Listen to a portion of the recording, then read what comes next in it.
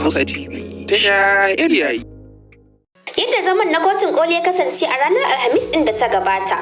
A ranar Alhamis ne kwamitin alƙalai biyar ƙarƙashin jagorancin mai shari'a John Okoro. Mai shari'a John Okoro, wanda shine jagoran alƙalan, ya buƙaci ɓangarorin da ke cikin shari'ar da su samu matsaya kan ɗaya daga cikin ƙorafe-ƙorafen da aka ɗaukaka ƙara a kai, wanda hukuncin da za a yanke a kansa zai shafi sauran ƙorafe-ƙorafen guda 8. Daga nan ne aka cimma matsaya kan cewa korafin da za a saurara shine wanda ake kalubalantar kasancewar gwamna Abba Kabir Yusuf dan jam'iyya ne ko kuma a'a.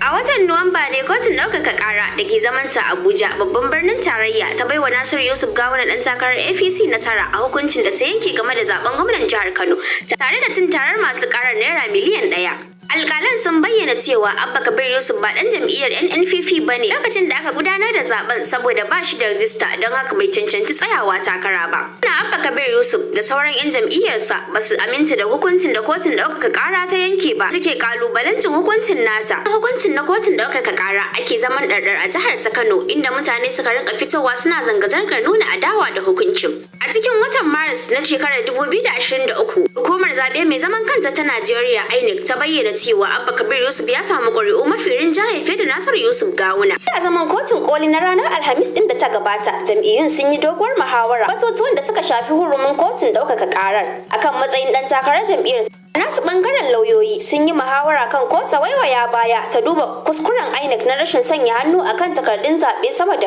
160 zaɓen gwamnan Kano da aka shari'a a kai. Mai shari'a John Okoro ya ajiye ranar yanke hukunci bayan sauraron lauyoyin ɓangarorin da ke shari'a da juna. Fatan mu ne shine gaskiya ta yi halinta. Salma Usman Lawan, Amna Hausa TV.